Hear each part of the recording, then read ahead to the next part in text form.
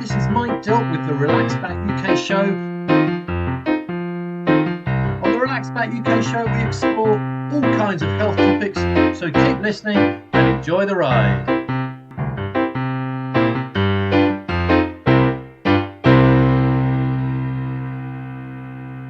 Hi, and thank you for joining me with the Relax Back UK show. If you're listening to the show as a podcast rather than on the UK Health Radio platform, please do remember to subscribe and like. All the UK Health Radio shows are now available on the usual podcast outlets, so go ahead and you can listen in a different way. Now, we all have a go-to cough or cold remedy. It might be a traditional family thing or a favourite product, and there are many of them. I talked to Dr. Zoe Williams about what works and what doesn't, also about how to keep our bodies in the best shape to fight off infections. It's about getting enough sleep. It's about managing our stress. It's about eating the rainbow and, lots of foods that are high in nutrients. So lots of fruits and vegetables, whole grains, legumes, that type of thing. Supporting your gut health, having good gut health, looking after your gut microbiome, because that links to your immune system as well. Then it's a birthday party, but not the usual sort of one. But having said that, some of those techniques that were used then, such as maggots for wounds, are still used in settings such as hospitals. So it's not that we've lost everything. I think what we've done is we've looked at what was being used and how it was done, looked at what is a safer way to do it now and what tools and resources do we have. And I'm sure as we move into the future, those same techniques will modernise and we will see a completely different pharmacy in the next 225 years. The pharmacy John Bell and Croyden is 225 years old. I chat to pharmacist Reshma Malde about the history of the business, what's changed, what hasn't, and what pharmacies in general can do for us now. So please do stay tuned for a great show. Thank you.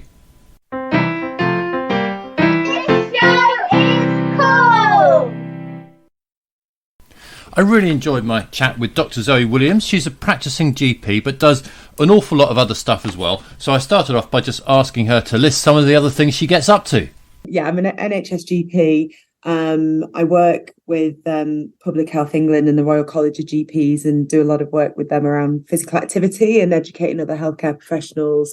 And then I work in the media as well. So I work on This Morning on ITV. I've presented for the BBC as well. Trust me, I'm a doctor, and do quite a bit on Instagram as well. So okay. Yes, so, and a mum. Lots of stuff. Lots of stuff. But what I want to pick your brains about today, if I may, is coughs and colds, because yes. They affect everyone. We have to put up with them. Yet it always, every year. It just sort of causes questions and concern. So What I thought I might start with, if I may, all families that I know have a kind of a family remedy, kind of a go-to family remedy. And my wife's family is from Mumbai. And if I start a bit of a cold, she makes me gargle with turmeric and salt, which I have to say is absolutely horrible. But it does seem to work. Yeah, well, so, like you say, I think all families have their own remedies, and depending on, where we're from and how they've been passed down. But I think kind of gargling with salt water is something that is recognised to help alleviate some symptoms, especially symptoms of a sore throat. And we know that turmeric does have anti-inflammatory, antibacterial properties, so that there is a plausible reason why adding that to the mix would potentially be helpful as well. And so it's not just that she likes to inflict pain on me then.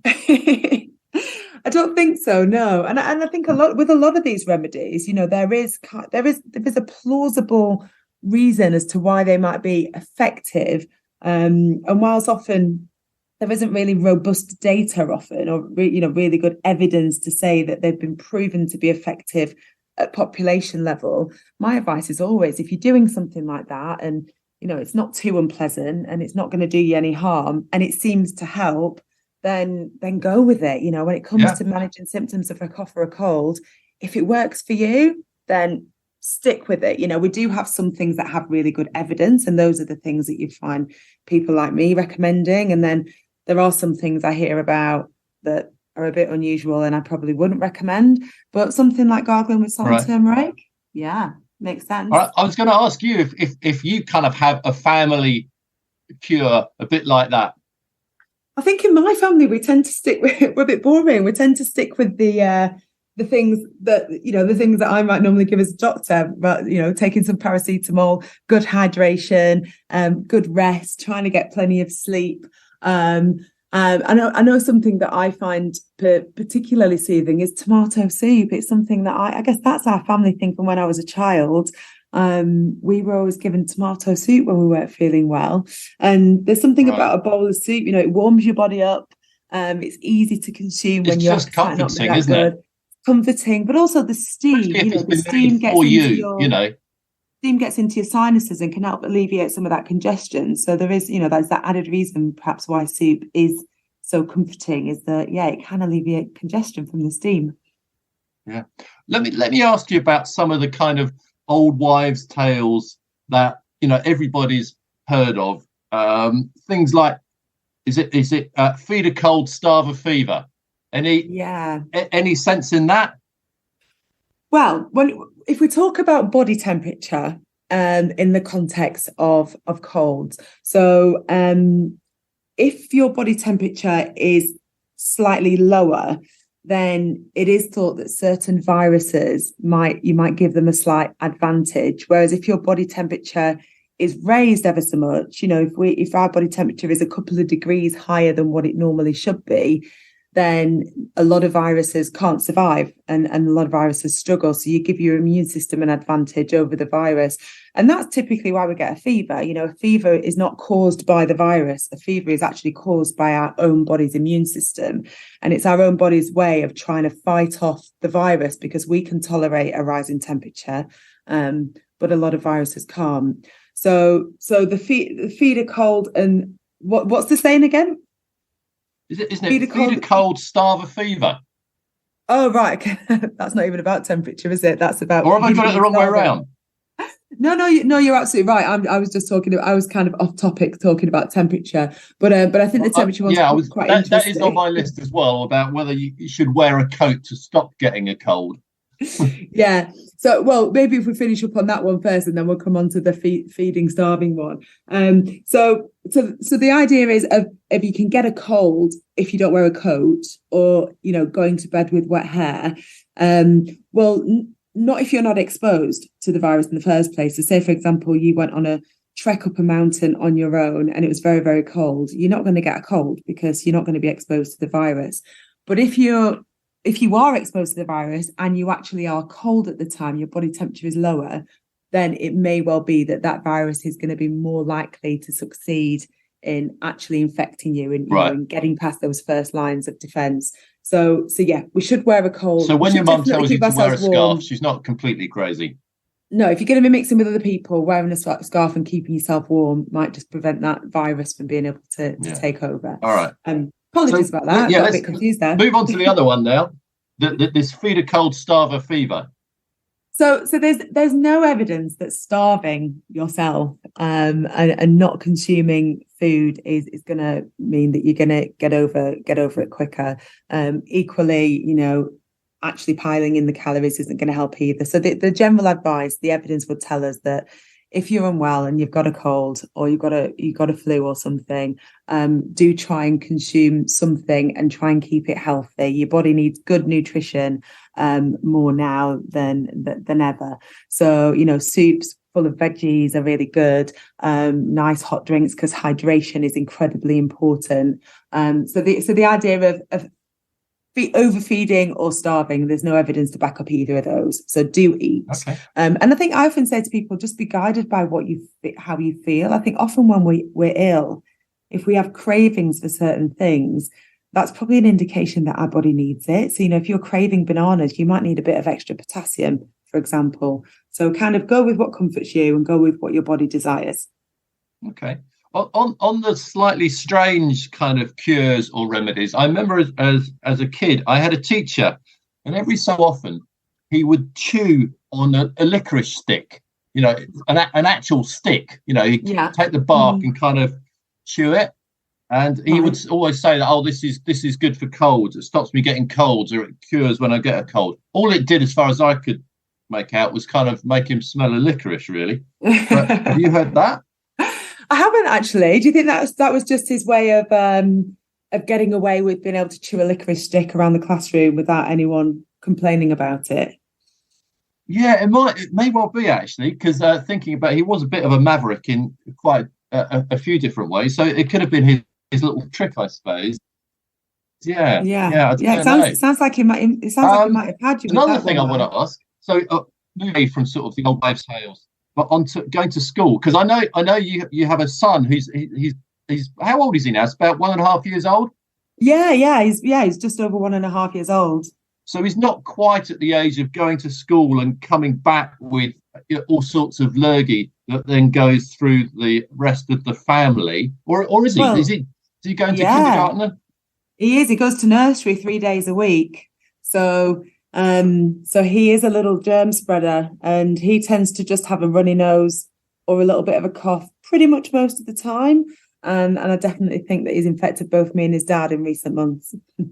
So if you do have a child that's going off to nursery or school and seems to be, as you say, a bit of a germ spreader, can you do anything to try and prevent that, or help yourself so you don't end up with the germs that they could bring back from school? Well, I mean, it's very difficult to prevent them from bringing those germs back, because they are going to be exposed, and actually it is normal. It's normal for them to be exposed to lots of different types of viruses in their early years, and it's important for them building their immune system. And I think it's something that we're seeing with young children at the moment, because we've had a couple of years in lockdown. Some young children are just getting one virus after another, because their immune system hasn't been subjected to viruses in the way that it would be normally. But so the question about protecting yourself as a parent, well, I think the main things we can do is look at all the various ways in which we can support our own immune system. And a lot of that is healthy living, the things that we've talked about on here before. It's about getting enough sleep. It's about managing our stress. It's about eating the rainbow, and lots of foods that are high in nutrients, so lots of fruits and vegetables, whole grains, legumes, that type of thing. Supporting your gut health, having good gut health, looking after your gut microbiome, because that links to your immune system as well. Hand washing and nasal hygiene. So there's this research from Sterimar which shows that only 7 out of 10 Brits are aware that nasal hygiene can actually help support your immune system. So by using non-medicated nasal sprays regularly, cleaning out the nasal passages, removing impurities, washing out viruses, but just keeping them healthy so they can do their job, they do form the first line of defense against these types of viruses. So that's something that a lot of people don't know about and aren't doing, that they can do, that is effective. Right. So what you're saying, keeping your nose clean, having some kind of effective nose washing regime is a good thing. Yeah, exactly. So it's just as simple as having one of these non-medicated nasal sprays that contain salt water, so that they don't sting or burn, because the salt water is a similar saltiness to the actual fluids that are inside your body. Keeping it next to your toothbrush, and whenever you brush your teeth, you have a little squirt in each nostril, and that just helps to keep the nasal passages healthy and allow them to do their job properly. So that can prevent us getting viruses. So because it is the first line of defense, but it can also help alleviate or reduce our risk of some other ENT conditions as well. So it's something for consideration for a lot of people. There's something that is effective that we can do, that isn't unpleasant, that people aren't aware of already. All right. We spoke about the kind of family remedies, and they're usually pretty cheap, easy to do. My wife likes to make me gargle with turmeric and salt. It's no problem. We have that in the house anyway, and actually it seems to work. But if just before we spoke, actually, I experimented and I Googled kind of things to take if you have a cold or cold remedies. There was, like millions and millions of hits of things like, I don't know, immunity boosting teas and stuff like this. And some of them are actually, a lot more expensive than a bit of turmeric and salt. Yes. Did you get asked about these things? I mean, I personally, what you just said, live a kind of a good life and give your immune system its best chance. Yeah. This idea of immunity boosting products kind of alarms me a little bit. Well, yes. And I think, it's something that as people are more aware now of their health and particularly immune health than ever before, of course, that creates a market for a lot of various different potential remedies, some of which may be effective and some of which won't be effective. We know that the things that are most effective are the things we've mentioned: good sleep, being regularly active, having a good diet, minimizing stress, all of that. But of course, people are always looking for those quick fixes. People do have stressful lives. Some people do find it difficult to get good quality sleep. Some people are struggling to squeeze activity into their life. So of course, they are they're keen to find that quick, easy solution, which probably doesn't exist, unfortunately. I think my advice to people when it comes to things that are particularly things that are expensive, that are making these types of claims, as long as it's harmless and isn't going to do you any harm, if you want to try it, but be really, really, even keep a symptom diary. Really do your own little experiment to see if that works for you. And if it works and, you can afford to do it and you feel like it's effective, even if it is a placebo effect, well, fair enough. But if it doesn't work, you might have just got better anyway. Wasting your money. Let's face it, we usually do get better from colds, don't we? We do, exactly. We do get better anyway. And, things like, there are a lot of supplements on the market. Vitamin D is an important supplement for us all to take in this country in the winter months because we can't get enough from the sun. But all the other vitamin supplements that are out there, for some people, it may well be important to take a supplement, particularly people who have very restrictive diets. But for most of us, if we have a really healthy diet and we eat a bit of everything, we probably don't need them. And actually spending your money on things that, something that's going to make you feel less stressed, spending a bit of your time having a relaxing bath. But the nasal sprays, I think these non-medicated nasal sprays are quite interesting because they are something that's affordable. They're something that there is evidence to support that they're effective. But interestingly, they're something that not a lot of people know about. And in my work as a GP, we certainly do get letters coming back from ENT departments recommending nasal hygiene for patients who are having problems. So I think for allergies as well, lots of people have allergies this time of year. There isn't hay fever around, but because people are spending about 90% of our time indoors, and we've got a lot of indoor pollutants as well that we're exposed to, people with allergies can suffer. So it's another, nasal hygiene can help alleviate symptoms of that as well. All right.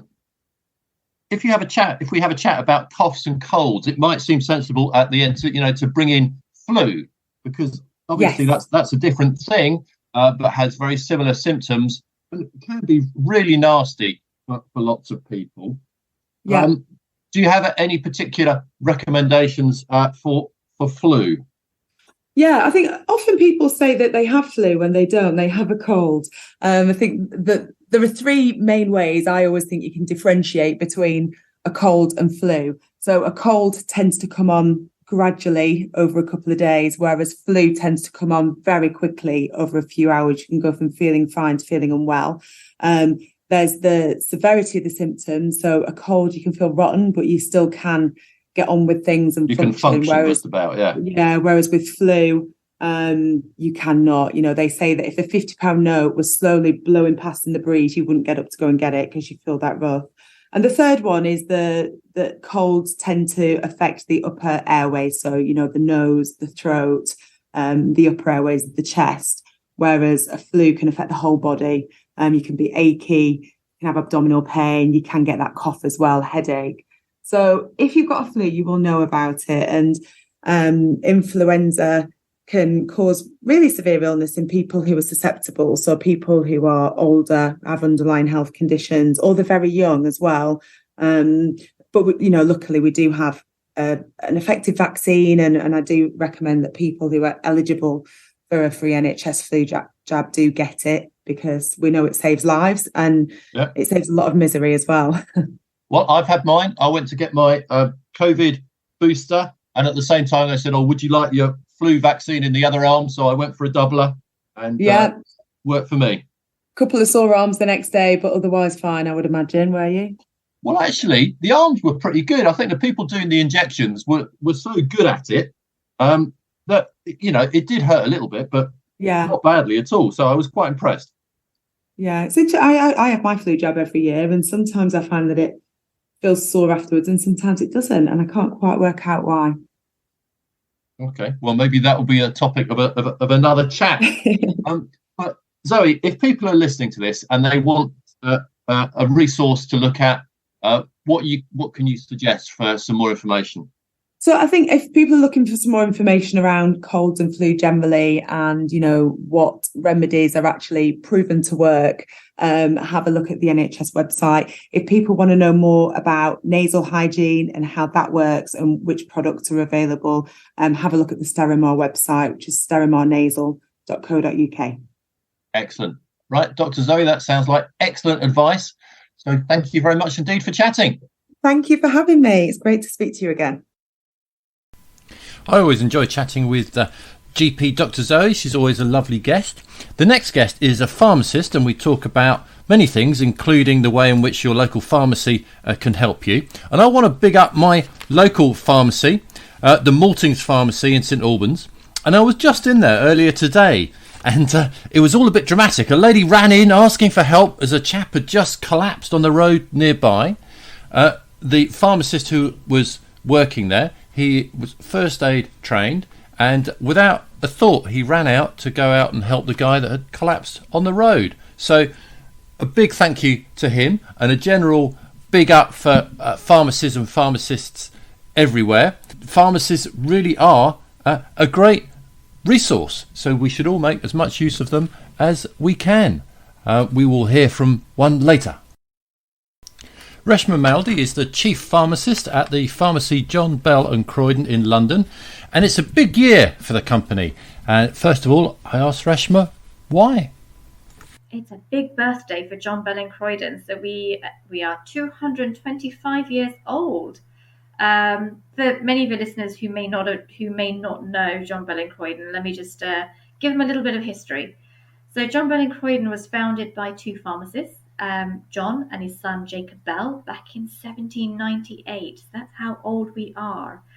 We don't look as old as that because we've had a facelift. You've had a facelift since then, yeah, good. So we're into the modern world, which is great. But what's really lovely is we still hold on to the values that actually John and Jacob Bell had started with. So the value was very much around helping their community stay healthier and happier. Okay, right. Well, so before we chatted, I did a little bit of digging, actually, because I thought that the topic of old companies that have been around a long time, is quite an interesting one. And you have some good company in companies that have been around a long time. So there's the Royal Mail, Cambridge University Press, tea companies like Twinings Tea and a few others have been around. Twinings since 1706. A few newspapers, sweets and foods, but I only came across one other kind of health-related company, and that's Boots. So I guess I've got to ask the question: why do you think you've survived? Because at that time there must have been more health-related companies, but I've only come across two that have been around for a long time. And I come back to that core value. With the intention of making our community pharmacies healthy and happier. If that is the intention that we're standing for, there is no reason why we wouldn't continue to stand, because that's what people need. They need a place to come to seek help, advice when they've got health concerns. And we have trained, competent people who are able to attend and help advise and counsel, and if need be, signpost to where else they might need further help from. So. Okay. Yeah, no, I mean that sounds like very good business sense. But let me ask you maybe a slightly off the wall question. say if I'd been your first customer in 1798, would I have sort of seen any things that I might recognise today? Come and pop into the pharmacy. You'll still see some of the little snippets of history in there. So let me give you an example. If you had visited my pharmacy back in 1798, the first person you would have been greeted by was a pharmacist. You'd have the opportunity to share your problem with that pharmacist and for them to be able to understand what is it that you would need at this time. The unique experience you would have had is the pharmacist would have handmade your medication for you. So may that be a cream, a solution, a liquid, or a potion. The pharmacist would have put that together for you, directed you in terms of how to use it, and you would have come back and be able to talk to the pharmacist, let them know how you're getting on. So the unique experience of my medicine was made just for me. What a lovely place to have been. No, but that's not really such ancient history. So I'm 56, and I'm pretty sure when I was a kid, I remember pharmacists kind of doing that. Maybe not in such a big way, but pharmacists used to do that until reasonably recently, I think. But it started then. So obviously, a lot of the skills have been transferred over the years. Technology and techniques have refined, but even up to probably the last 10, maybe 12 years, John Bell and Croyden used to do a certain amount of their own handmade manufacturing of creams. We had a little room downstairs where we'd have a team of people that would compound these lovely extemporaneous creams, but with obviously change of regulation. That's where things have had to be tightened up, and where then mass manufacturing specialist laboratories have had to come in and take some of that workload off us. What about some things that I might not recognise? And I'm talking about some of the more gruesome things, like, I don't know, things for lancing boils and maggots and leeches, this kind of stuff. So there were obviously techniques that were used then because that was deemed to be the only way they could have done it. But through evolution, some of those techniques have modernized. So we've got, rather than using insects such as leeches, we've got tools that can do the same job, that's obviously safer, less chance of infection, less chance of you spreading infections. But having said that, some of those techniques that were used then, such as maggots for wounds, are still used in settings such as hospitals. So it's not that we've lost everything. I think what we've done is we've looked at what was being used and how it was done, looked at what is a safer way to do it now, and what tools and resources do we have. And I'm sure as we move into the future, those same techniques will modernize, and we will see a completely different pharmacy in the next 225 years what we've got today. Sure. But actually, I said maggots because I specifically wanted to ask you about maggots, because I heard a story on the news that was this week, actually, about how they were being so successfully used to clean wounds. It is. That there is benefit of those sorts of techniques still being used, and which is why it's being done in specialist units such as hospitals, where it's controlled, and it's important that you've got health professionals that are looking after that patient when they're doing invasive treatments such as that. So It wouldn't be the most appropriate to walk into a pharmacy and expect that we'll have some maggots for infection. But there are other solutions that we in a pharmacy setting can still offer you to help you. Sure. No, I get it. So, I mean, there's a lot of history there, a lot of, good stories. But, are you a quaint piece of history, or are you, and pharmacies in general, an important part of the health system today? And, if so, how? So I'm going to word that in two ways. My pharmacy, John Bell and Croyden, is a unique piece of modern history. So come and have a look. We've still kept a lot of what was the old trinkets and things around. So you can see that when you walk around the shop. I have been in, actually. It is absolutely lovely. So I invite your listeners to come and visit us too. But in terms of pharmacy, and I think that's the core crust of this, pharmacy has been an integral part of communities for even beyond 225 years. So if we look at, we were the first port of call. pharmacists, you didn't have to make an appointment even then. You could just walk in and speak to a professional. And the value that brought to those communities when actually healthcare services didn't exist then. It's only after the birth of the NHS that actually we have now got access and greater access to different healthcare professionals for various different conditions. But even then, pharmacists have been very fortunate that we've been able to branch our skills out into greater places. So you do see pharmacists in hospitals, you see pharmacists in GP practices. You've got pharmacists now who have taken their careers a step forward by further educating themselves and picking up new skills to offer, specialist clinics. You've even now got pharmacists that progress to be able to be independent prescribers. So where you will have gone to a GP to have a particular condition looked at, and the doctor would have written a prescription. But under specific training and in certain specialist areas, pharmacists can now also prescribe for their chosen area of expertise. Okay. Can you give examples of a couple of the areas that they might be able to prescribe in? Well, as I said, so for each of these pharmacists, they will have had to select an area that they wish to specialise in. So, for example, I have a budding independent prescriber who is looking to start on this journey and is wanting to go into specialist of pain management. Why? Because we know pain is a condition that affects many people in various different levels. And what he would like to do is be able to receive customers, help them with their pain, and where needed, be able to prescribe. There may be other pharmacists who would like to specialist in respiratory conditions, so they may lead expert asthma or COPD clinics. So you will have a whole host of pharmacists who have a particular interest in a particular condition and they want to progress and specialise in those areas. Okay, that's really important for people to know, because as we all know, GPs are under a lot of pressure at the moment, and there's been talk in the media of actually it's quite difficult to get seen by a GP.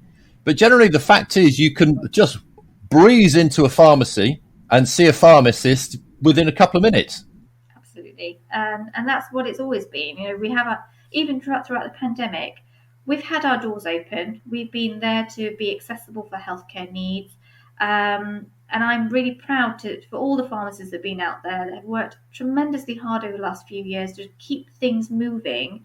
We have a huge opportunity to join forces to really make a difference to our communities by offering specialist services within pharmacies. You're seeing pharmacists do blood testing, you're seeing pharmacists do screening and condition management.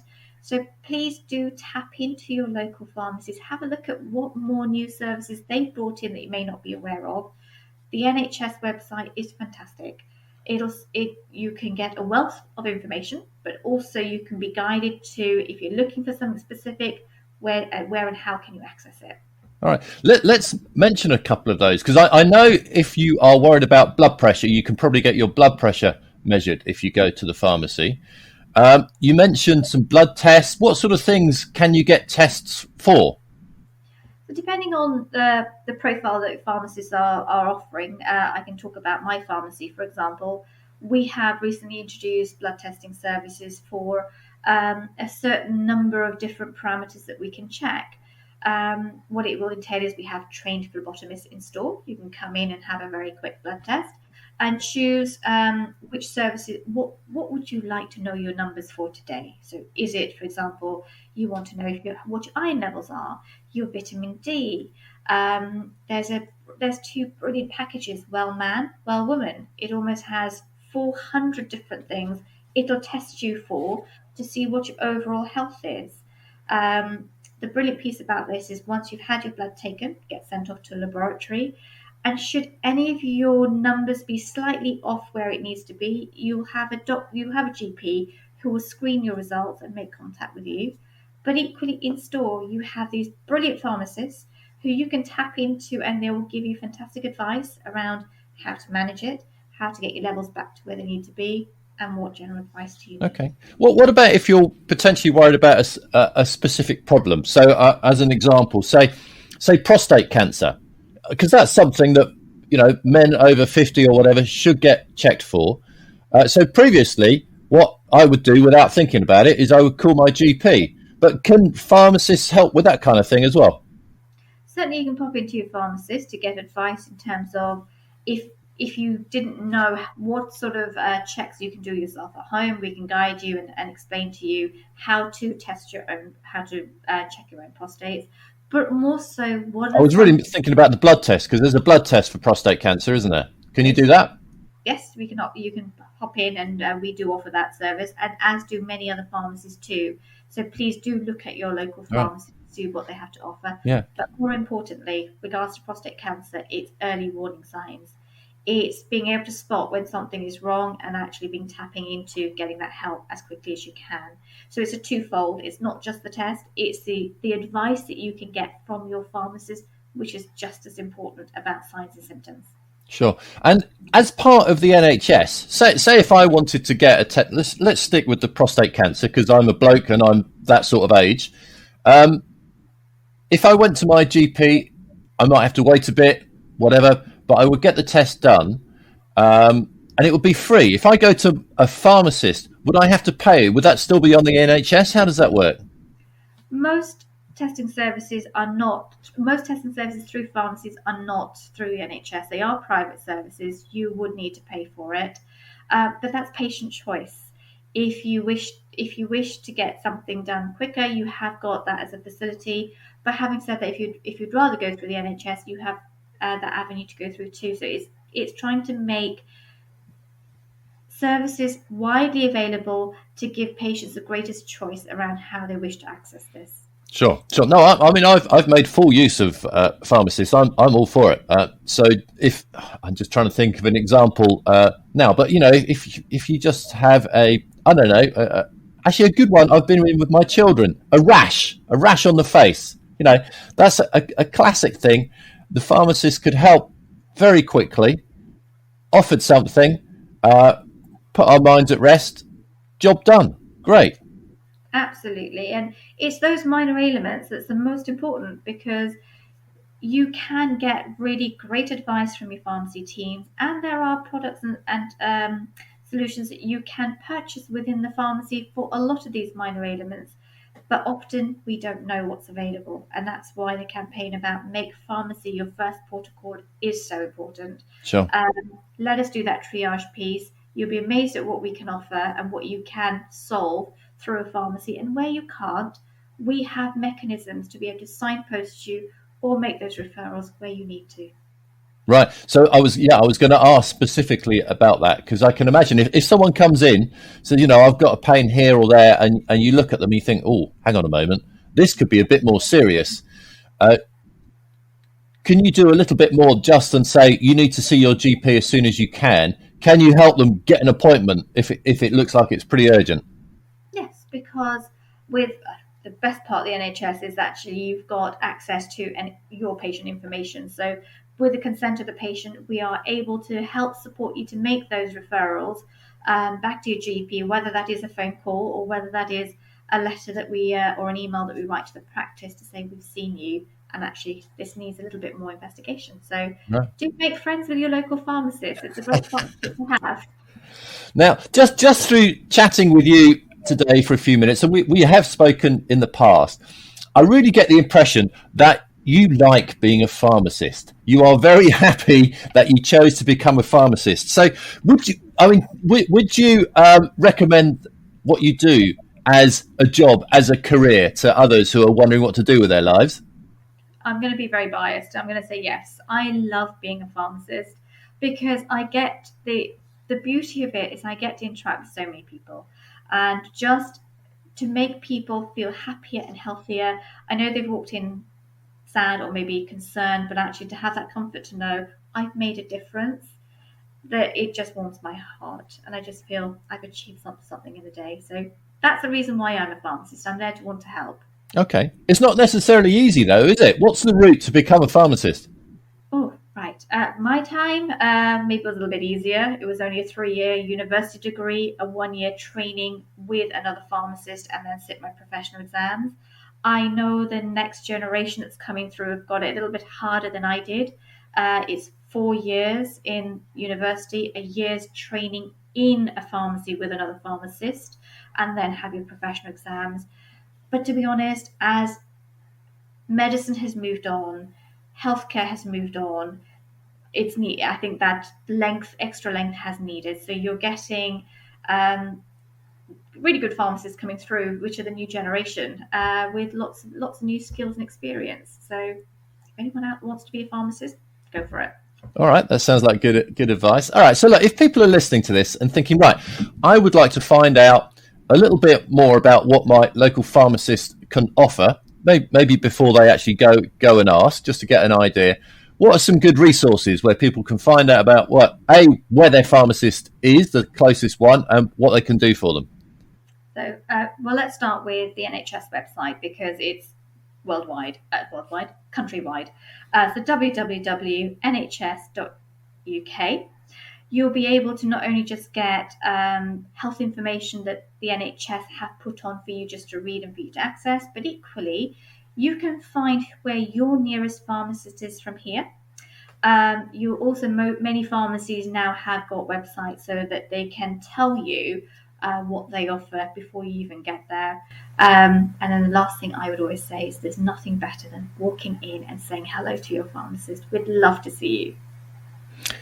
Very good advice. So look, Reshma, thank you very much indeed for chatting. And again, a big 225th happy birthday to John Bell and Croyden. Thank you. So we're really excited to celebrate this 225th year today. So please do come and celebrate it with us. All right. Many thanks. Thank you for chatting, Reshma. Thank you. If you are listening to the Relax Back UK show as a podcast, please do remember to subscribe and like. Thank you very much to my guests on this week's show. And they were Dr. Zoe Williams, talking about remedies for coughs and colds, and pharmacist Reshma Malde of the pharmacy John Bell and Croyden, talking about all the things that pharmacies can do for you. And of course, thank you to you for listening. That was the Relax Back UK show with me, Mike Dill. Thank you for listening, and please do join us again next time.